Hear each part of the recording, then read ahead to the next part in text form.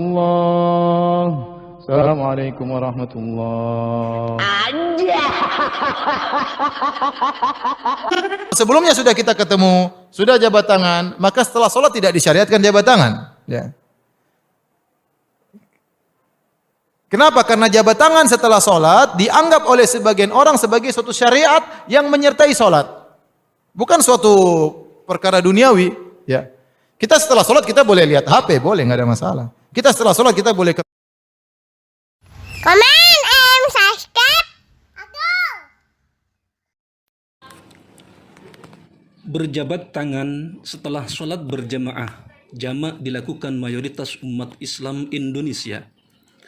Setelah sholat selesai, makmum menoleh ke arah kanan dan ke arah kiri, sambil mengulurkan tangannya untuk berjabat tangan dengan makmum yang ada di sampingnya. Hanya saja, sebagian umat Islam tidak melaksanakannya karena berasumsi bahwa hal tersebut merupakan bid'ah, sebab tidak pernah dilakukan oleh Rasulullah Shallallahu Alaihi Wasallam dan para sahabat-sahabatnya. Bahkan menganggap bermain HP setelah sholat lebih baik daripada jabat tangan. Benarkah demikian? Para ulama berbeda pendapat soal hukum berjabat tangan sesudah sholat. Pendapat pertama, sebagian ulama mazhab Hanafi seperti Syekh At-Tahawi dan An-Nablisi menyatakan bahwa berjabat tangan setelah sholat adalah sunnah. Syekh At-Tahawi menyebutkan, wa kadza tutlabul musafahah fahiya sunnatun aqibas salati kullaha. Dan begitu juga dianjurkan berjabat tangan. Hukumnya sunnah setelah sholat apapun. Hasyatut Tahawi ala Marakil Falah, juz 1 halaman 345. Senada dengan Syekh At-Tahawi, Syekh An-Nablisi menuturkan dalam kitab Syarhut Tariqah Al-Muhammadiyah, juz 2 halaman 150 sebagai berikut.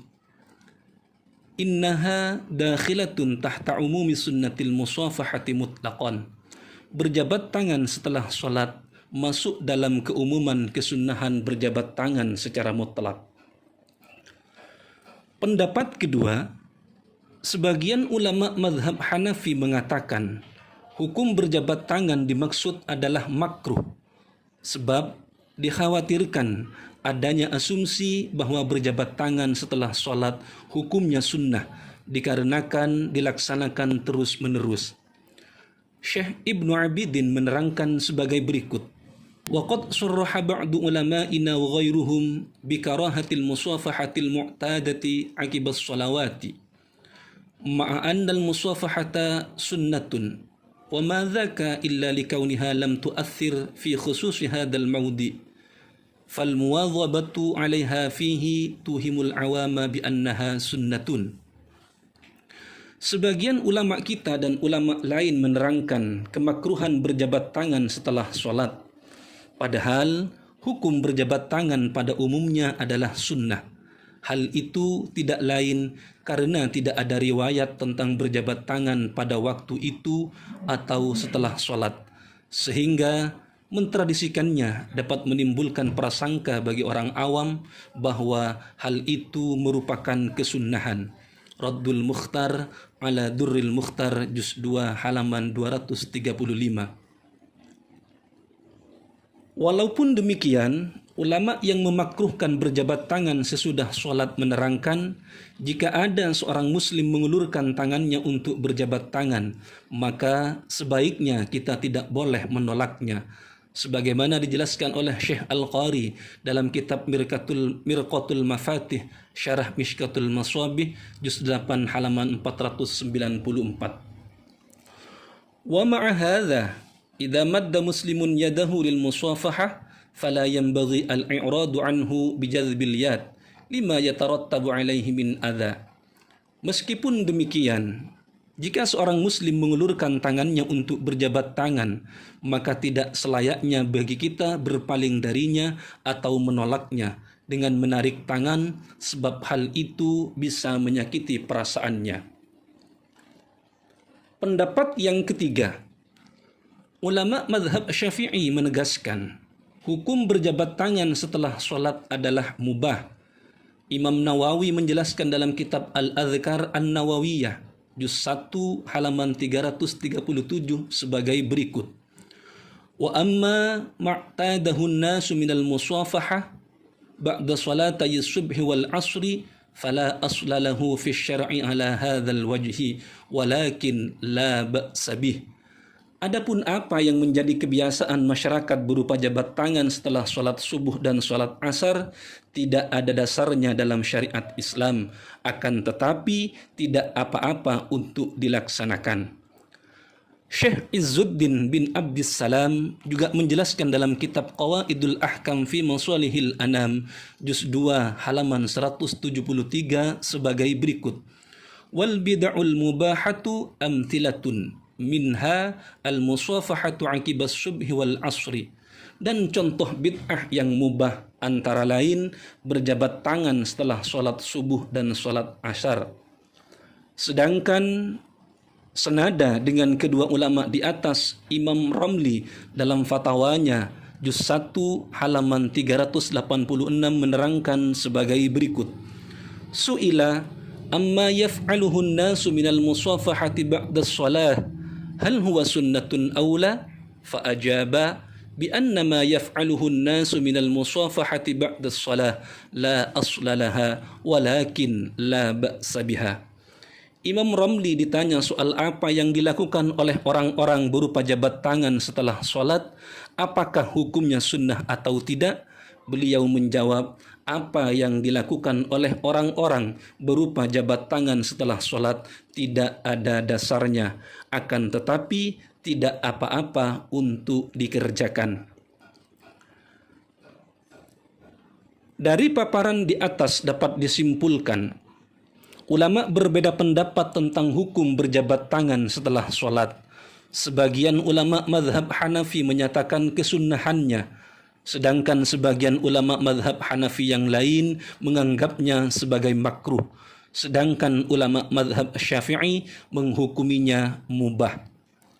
Dengan demikian, menurut pendapat para ulama yang kredibel keilmuannya, berjabat tangan setelah sholat itu disyariatkan, bukan bid'ah. Hanya saja mereka berbeda pendapat tentang status hukumnya, antara sunnah, makruh, atau mubah. Adapun orang yang menganggapnya bid'ah karena berasumsi tidak ada contoh dari Rasulullah sallallahu alaihi wasallam, barangkali bisa mencermati hadis riwayat Imam Bukhari dari Abu Juhaifah radhiyallahu anhu sebagai berikut. Sami'tu Aba Juhaifah qala kharaja Rasulullah sallallahu alaihi wasallam bil hajrati ila al-Badha fatawadda'a ثم صلى الظهر ركعتين والعصر ركعتين وبين يديه عنزة قال شعبة وزاد فيه عون عن أبيه أبي جحيفة قال كان يمر من ورائها المرأة وقام الناس فجعلوا يأخذون يديه فيمسحون بها وجوههم قال فأخذت بيده فوضعتها على وجهي فإذا هي أبرد من الثلج وأطيب رائحة من المسك. Saya mendengar Abu Juhaifah radhiyallahu anhu berkata, ketika tengah hari Rasulullah sallallahu alaihi wasallam pergi ke Badha, beliau lalu berwudu. Setelah itu beliau melakukan salat duhur dan salat asar masing-masing 2 rakaat, dan di hadapan beliau diletakkan tombak. Syu'bah berkata, dan Aun menambahkan dalam riwayat hadis ini dari bapaknya, Abu Juhaifah berkata, saat itu lewat dari belakang tombak tersebut seorang wanita, maka orang-orang pada berdiri lalu memegang tangan beliau, kemudian mengusapkannya pada wajah-wajah mereka. Abu Juhaifah berkata, maka saya pun ikut memegang tangan beliau lalu meletakkannya di wajah saya. Ternyata tangan beliau lebih dingin dari salju dan lebih harum daripada minyak kasturi. Terkait hadis tersebut, Syekh Muhibbuddin At-Tabari berkomentar, hadis ini dapat dijadikan penguat bagi kebiasaan orang-orang yang berjabat tangan setelah melakukan sholat berjamaah. terutama sholat asar dan sholat maghrib, jika dilakukan dengan niat baik, seperti mencari keberkahan, menambah keakraban, atau hal-hal baik yang lain. Ghayatul Ihkam fi Ahaditsil Anam, juz 2, halaman 224. Demikian penjelasan ragam pendapat ulama mazhab tentang jabat tangan setelah sholat. Lebih baik manakah antara ikut ulama mazhab dengan beberapa pendapat di atas, atau ikut orang yang tidak jelas statusnya, yang mengatakan lebih baik bermain HP setelah sholat daripada salaman atau jabat tangan? Jangan lupa subscribe, komen, share, dan like. Terima kasih.